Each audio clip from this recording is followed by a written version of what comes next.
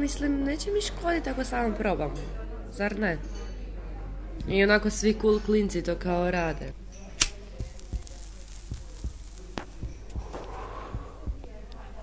Ok, super, sad mi nude i žestice. Mislim, ne pijem nikad takve stvari. Samo lagano. Tiho i tiše. Idemo. Ajde. Ne želimo nikog probuditi. Pogotovo ne mamu. Ajde, još malo i u sobi sam. I evo je. Da, soba smrdi kao birtija. Čarape na podu. Ako ostane još malo, kuća će se urušiti. Može sada izlazi iz sobe? Thanks. Poruka? On je.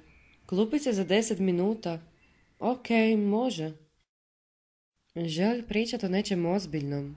Pa u redu, valjda se nije ništa dogodilo. Molim da ostanem spavat kod njega. 2 mjeseca mu je previše čekanja. Ne, ja tako ne mogu. Ja ne želim tako živjeti. Hani, tako mi sigurno nećeš pokazati koliko me voliš. Zar ne bih htio da se prvo jednom drugom propustimo srcima? Da zauzmeš dio mog srca, a ne da ga otkineš. Nemoj me silit. Čekaj, nemoj otići, molim te. Ok, ajmo, novi dan, nove prilike.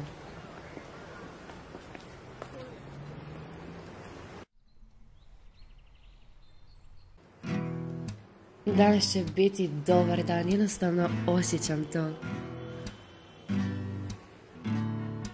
Tako volim ovo sunce. Tom brzinom i zagrije i dijelo i dušu, cijela sam. Kad bi barem i ljudi samo svojim prisustvom mogli grijati duše. Kava? Da, definitivno idem na kavu. Hejtam ove stepenice, nikad ne znam hoću li promašiti jednu. Ok, zašto svi bulje u mene? Ne kužim. Nekaj nije u redu sa mnom. Svi me gledaju, ne znam šta komentiraju uopće. Oduvijek su me plašile nekim babarogama, koji dolaze po noći. No nismo li mi babaroge kada osuđujemo, kada ogovaramo, vrijeđamo, obezvrijeđujemo, rušimo samopouzdanje i ako ne fizički, emotivno ozljeđujemo duše. Osoba koja sve uzima srcu i daje sve od sebe da ugodi drugima, na kraju biva povrijeđena. Dobro je. Samo duboko udahni. Mislim, pa okej, izgledam u ovoj košulji. Možda ti je samo neki čuperak stršio iz kose, pa mi je bilo smiješno. Ne, nije čuperak. Sad kao lažem i samu sebe.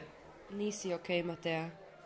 Ne stoji ti košulja i debele su ti noge u tim hlačama. Da barem mogu misli isprat kao ruke i pusti da odu u kanalizaciju.